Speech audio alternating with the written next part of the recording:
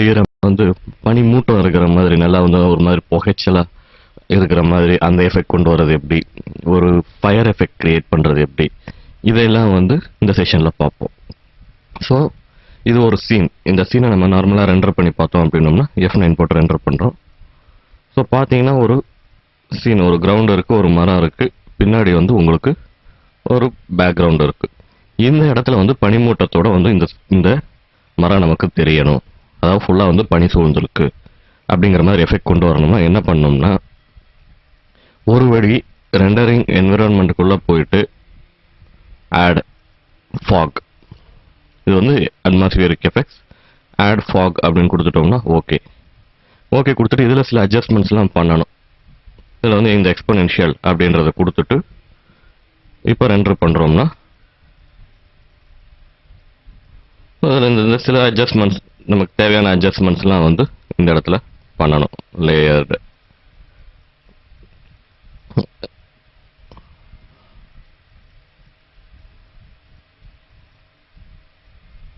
So இந்த இடத்துல மட்டும் பனி சூழ்ந்து இருக்கிற மாதிரி உங்களுக்கு ஒரு எஃபெக்டாக வந்துருக்கு. இந்த மாதிரி உங்களுக்கு பார்த்தீங்கன்னா வந்து ஸ்டாண்டர்டே வந்து யூஸ் பண்ணிக்கலாம். ஃபார் வேல்யூ கம்மி பண்ணும்போது உங்களுக்கு வந்து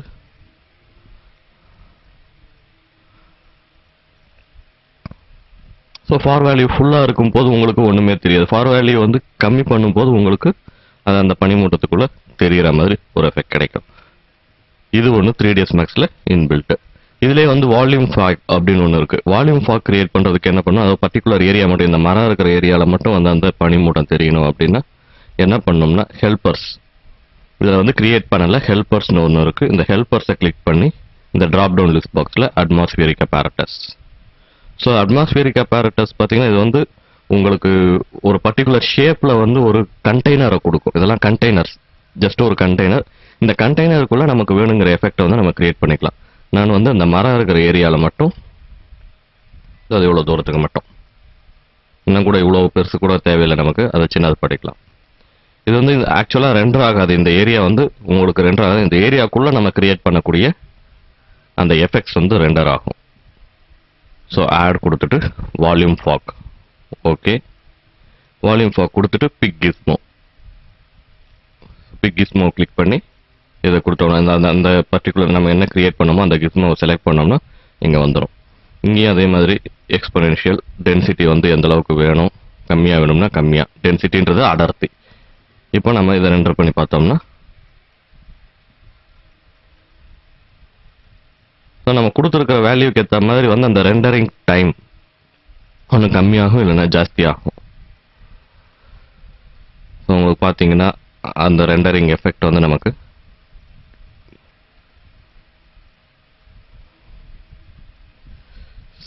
இந்த மாதிரி, இது வந்து நம்ம ஸ்டெப் சைஸ் இதெல்லாம் வந்து நம்ம சைஸ் எல்லாம் வந்து ஜாஸ்தி பண்ணணும். ஜாஸ்தி பண்ண உங்களுக்கு வந்து அதனுடைய எஃபெக்டே வந்து மாறும்.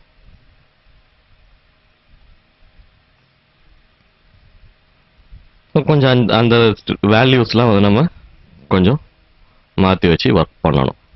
ஸோ இதுதான் வந்து வால்யூம் ஃபாக், அந்த பர்டிகுலர் ஏரியாவில் மட்டும் வேணும் அப்படின்றது. சேம் இதே கிஸ்மோ யூஸ் பண்ணி இப்போ ஒரு ஃபயர் எஃபெக்ட் மாதிரி வேணும் அப்படின்னா என்ன பண்ணலாம் அப்படின்னு கேட்டிங்கன்னா ஸ்பியர் கிஸ்மோ போட்டுக்கலாம். அந்த மரம் இருக்கிற இடத்துல வந்து ஒரு ஸ்பியர், இந்த மரத்துக்கு மேலே இதை வச்சுக்கிறேன். வச்சுட்டு இந்த வால்யூம் ஃபாகை டிலீட் பண்ணிடலாம். ஆட் கொடுத்து ஃபயர் எஃபெக்ட், ஓகே. ஆக்சுவலாக ஃபயர் எஃபெக்ட் முதல்ல பிளக்கினாக இருந்தது, இப்போ வந்து 3ds Max கூடவே இன்பில்ட். மறுபடியும் பிக் கிஸ்மோ கொடுத்து அந்த கிஸ்மோவை செலக்ட் பண்ணியிருக்கோம். செலக்ட் பண்ணிவிட்டு இந்த இடத்துல டென்ட்ரில் ஃபயர் பால் 2 இருக்குது. ஃபயர் பால்னால் நம்ம பார்க்கும்போது அதாவது வந்து அது ஒரு ஃபயர் பால் உருண்டு போகிற மாதிரி ஒரு எஃபெக்ட் வரும்.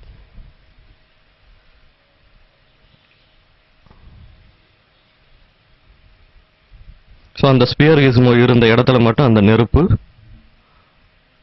உங்களுக்கு இது பண்ணி கிடைச்சிருக்கு. அப்படி இல்லை அது வந்து டென்ட்ரிலாக வேணும். டென்ட்ரில்னா வந்து நம்ம நார்மலாக இந்த அக்னி குண்டத்திலாம் எரியிற மாதிரி நெருப்பு. ஸோ அந்த எரியிற நெருப்பு அந்த மாதிரி டென்ட்ரிலாக வேணும் அப்படின்னா அந்த டென்ட்ரிலை செலக்ட் பண்ணிவிட்டு மறுபடி இங்கே ஜஸ்ட் நம்ம ஏற்கனவே எல்லா கிஸ்மோலாம் செலக்ட் பண்ணிட்டோம், அதனால பிரச்சனை கிடையாது. டென்ட்ரில் மட்டும் செலக்ட் பண்ணி மறுபடி ரெண்டர் பண்ணலாம்.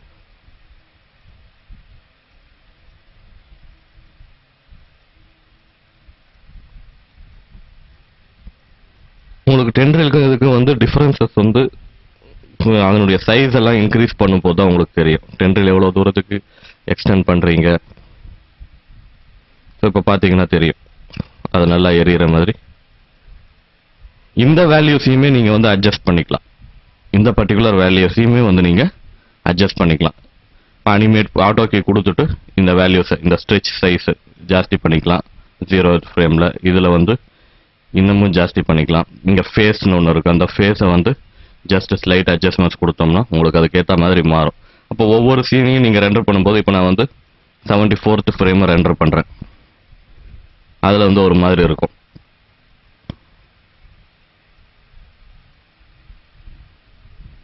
ஸோ பார்த்தீங்கன்னா இந்த மாதிரி இருக்குது. இதே வந்து நான் ஒரு 50th ஃப்ரேமை ரெண்டர் பண்ணுறேன். ஸோ 50th ஃப்ரேமில் ரெண்டர் பண்ணுறேன். மறுபடி இப்போ பார்த்தீங்கன்னா அதனுடைய வேல்யூ வந்து ஆக்சுவலாக சேஞ்ச் ஆகிருக்கும், ஸ்லைட் சேஞ்சஸ். நீங்கள் இதை வந்து ரெண்டர் பண்ணி மூவி ஃபைலாக வந்து பார்க்கும்போது அந்த டைமில் உங்களுக்கு அதனுடைய சேஞ்சஸ், அதாவது அந்த எரியிற மாதிரி ஒரு எஃபெக்ட் வந்து உங்களுக்கு கிடைக்கும். இது ஒன்று. ரெண்டாவது ஃபயர் எஃபெக்ட்லேயே இன்னொன்று என்ன அப்படின்னு கேட்டிங்கன்னா செட்டப் எக்ஸ்ப்ளோஷன். ஸோ இந்த இடத்துல வந்து வெடிக்கிற மாதிரி ஒரு எஃபெக்ட் வேணும் அப்படின்னா எக்ஸ்ப்ளோஷன் கொடுத்து setup explosion 0 to 100th frame okay அப்படின்னு கொடுத்துட்டு இப்போ நம்ம ஆக்சுவலாக பார்த்தோம்னா இந்த வேல்யூ ஆட்டோமேட்டிக்காக சேஞ்ச் ஆகிருக்கும்.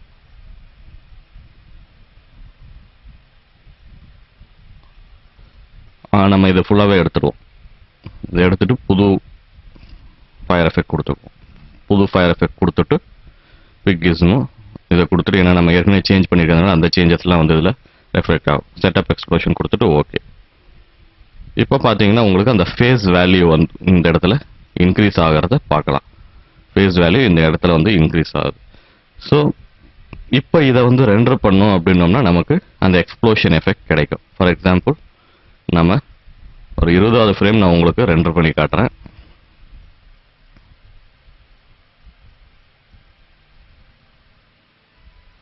ஸோ 20th ஃப்ரேமில் உங்களுக்கு இந்த மாதிரி இருக்குது. அதே வந்து 0 ஃப்ரேம் நம்ம வந்து ரெண்டர் பண்ணலாம். 0th ஃப்ரேமை வந்து நான் ரெண்டர் பண்ணுறேன். 0th ஃப்ரேமில் உங்களுக்கு ஒன்றுமே இருக்காது, ஏன்னா அப்போ தான் வந்து அந்த எக்ஸ்ப்ளோஷன் ஸ்டார்ட் ஆகுது. இதே வந்து 70th ஃப்ரேமை மறுபடியும் ரெண்டர் பண்ணி காட்டுறேன். அந்த இடத்துல வெறும் அந்த வெடிச்சு அந்த புகை மட்டும்தான் அந்த இடத்துல இருக்குது.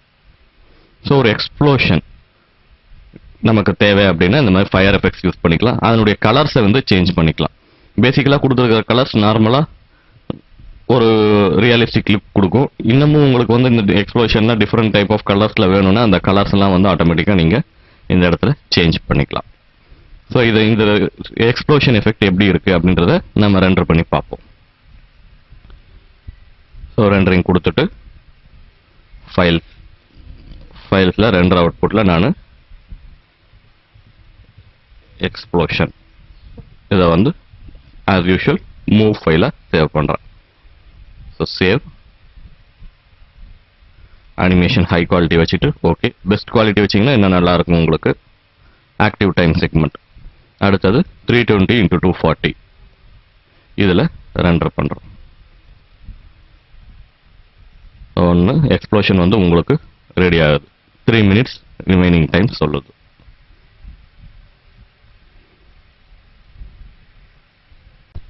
ஓகே, நமக்கு நம்மளுடைய சீன் வந்து ரெண்டர் ஆகி கிடச்சிச்சு. இதனுடைய அவுட்புட்டை பார்ப்போம். View image file explosion.move view கொடுக்குறோம். ஸோ பார்த்தீங்கன்னா அந்த இடம் மட்டும் வெடிக்கிற மாதிரி, அதாவது அந்த ஸ்பியர் கீஸும் எவ்வளோ தூரம் இருந்துச்சு அந்த இடம் மட்டும் வெடிச்சு கூடவே வந்து அந்த ஸ்மோக் எஃபெக்ட் கொடுத்ததுனால ஸ்மோக்கும் சேர்ந்து வர மாதிரி இருக்கு. ஸோ இதுதான் உங்களுக்கு ஃபயர் எஃபெக்ட். இந்த மாதிரி தான் அட்மாஸ்பியரிக் எஃபெக்ட்ஸ் வந்து நம்ம 3ds Maxல கிரியேட் பண்ணணும்.